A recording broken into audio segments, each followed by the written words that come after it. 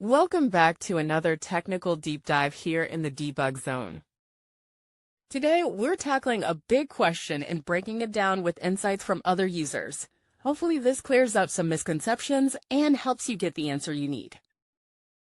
So buckle up, stay a little curious, and let's jump right in.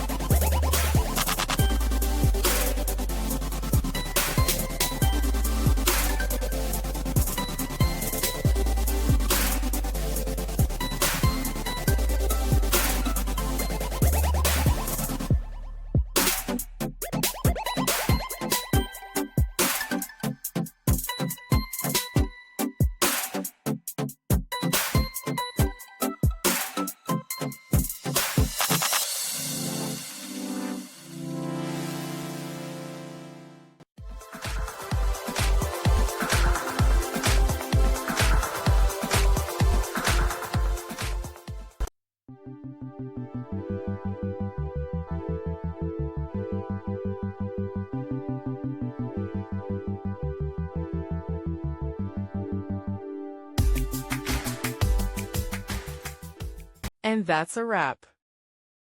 I hope you found the answer you were looking for. If you did, take a second to hit that subscribe button. It really helps out.